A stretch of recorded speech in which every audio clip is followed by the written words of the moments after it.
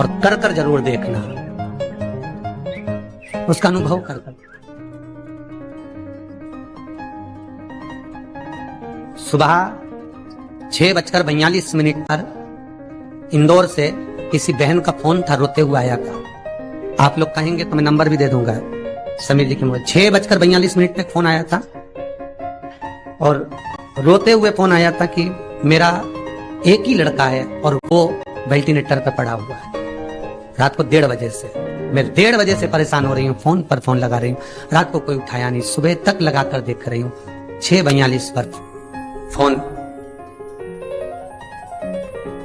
प्रयास रहता है सब उठाते हैं, रात को सब सो गए, सुबह लेट नींद खुली, हम ही हाथ में फोन आ गया और हमने उठा लिया। हमने कहा बहन क्या बात है, बच्चा वेंटिलेटर पर है, उपाय करा कोई सा?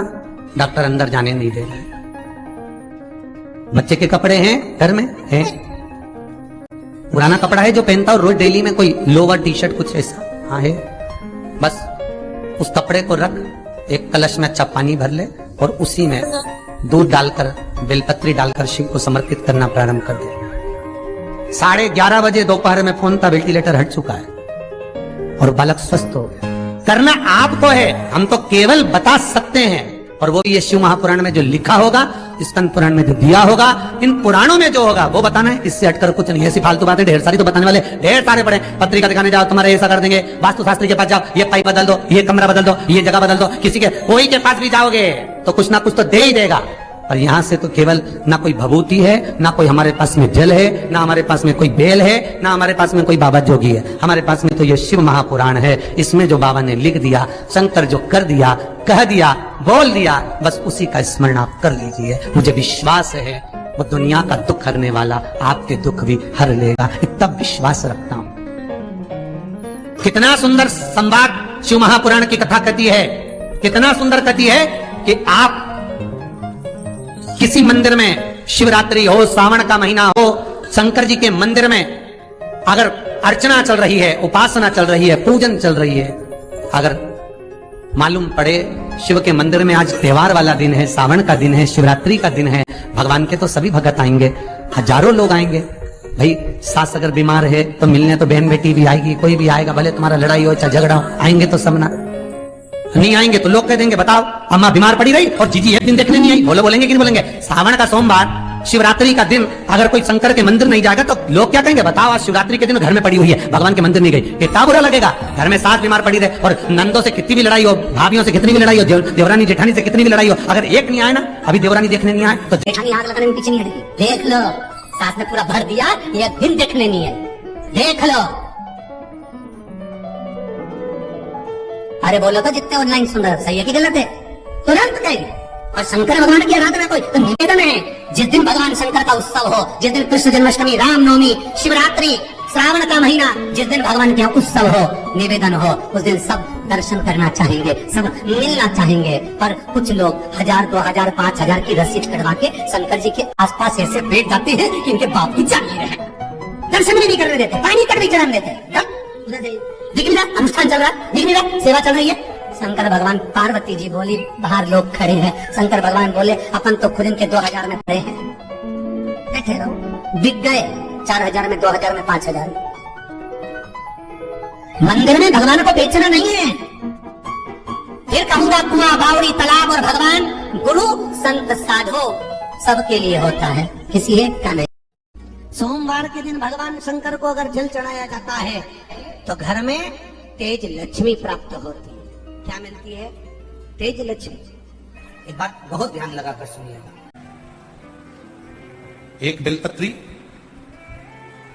और उस बेलपत्री में एक चंदन की बिंदी और एक अक्षत का दाना मात्र रखकर भी अगर शिवालय पर चढ़ा दी जाती है, एक बेलपत्री, एक चंदन का बिंदी, और चंदन फिर निवेदन करेंगे। आज के जमाने में तुम लोग सब घिसा घिसाया, पड़ा पड़ाया, डब्बी का सामान ले लेकर, वो नहीं, चंदन की मुठ्ठियां रखो, थोड़ा सा भी घिसो, जरा सा भी घिसो, उसकी एक बिंदी और एक चावल का दाना। जब हम भगवान देवाधिदेव महादेव को समर्पित करते हैं, अपनी कामना कर समर्पित करते हैं, तो निश्चितता है कि आपने व्रत करा ना करा, आपने उद्यापन करा ना करा, आपने अनुष्ठान करा ना करा, शिव महापुराण की कथा कहती है शंकर भगवान उसका फल शीघ्र प्रदान कर देते हैं। भले आपने कुछ करा ना करा, उसका फल तुम्हें मिल जाए। शंकर भगवान की प्रियता बेलपत्र।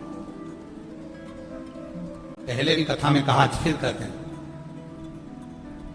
जिस व्यक्ति के जीवन में धन, संपदा, वैभव, सत्ता, लक्ष्मी की थोड़ी भी कमी दिखती हो, उसको बेलपत्री के वृक्ष का पूजन चालू कर देना चाहिए। सोमवार के दिन बेलपत्र वृक्ष के नीचे जल चढ़ाकर, जल का सिंचन कर कर, उसी बेलपत्र के नीचे शाम के समय पर संध्या काल में, प्रदोष काल में भगवान देवाधिदेव महादेव गौरी शंकर का स्मरण करो।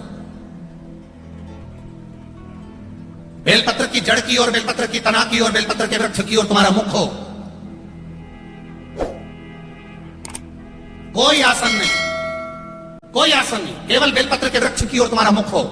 जहां बेलपत्री का वृक्ष है उसके नीचे बैठकर, उसकी छाया में, उसकी ओट में पंचाक्षर मंत्र नमः शिवाय, या फिर षडाक्षर मंत्र ओम नमः शिवाय, या फिर श्री शिवाय नमस्तुभ्यम का स्मरण कर कर अपने हृदय की बात गौरी शंकर से, महादेव से कहे।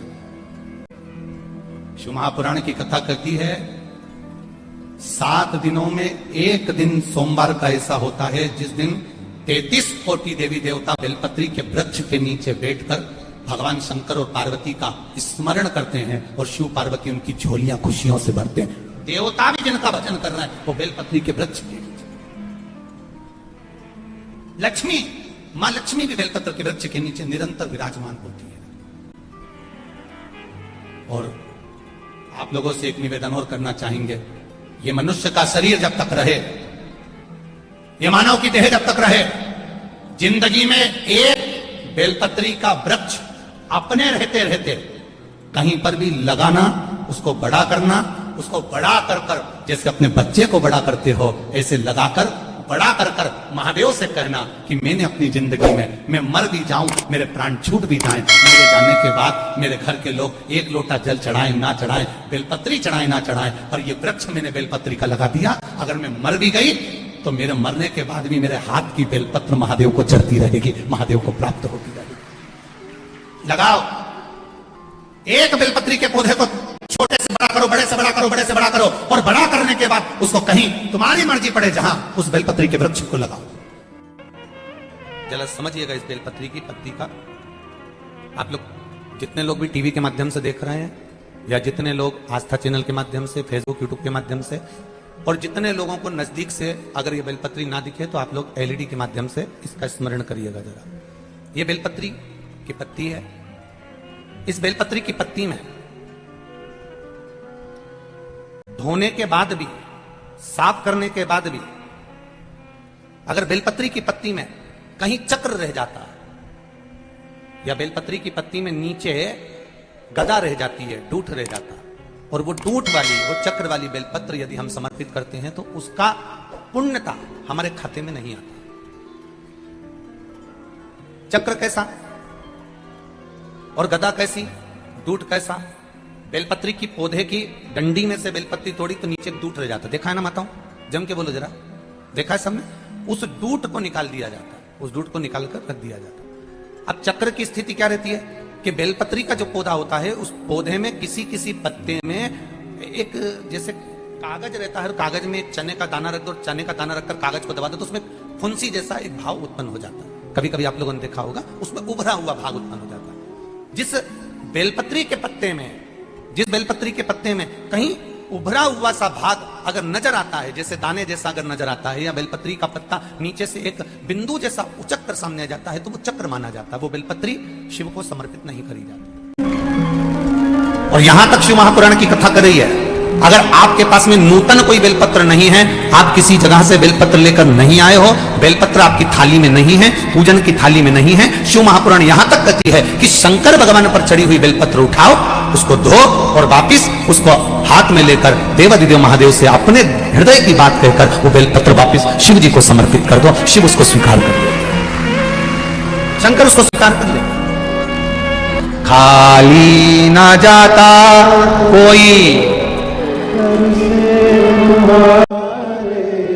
खाली ना जाता कोई दर से तुम्हारे, मैं भी खड़ी हूँ नहीं बाहे बसा, मैं भी खड़ा हूँ नहीं बाहे बसा।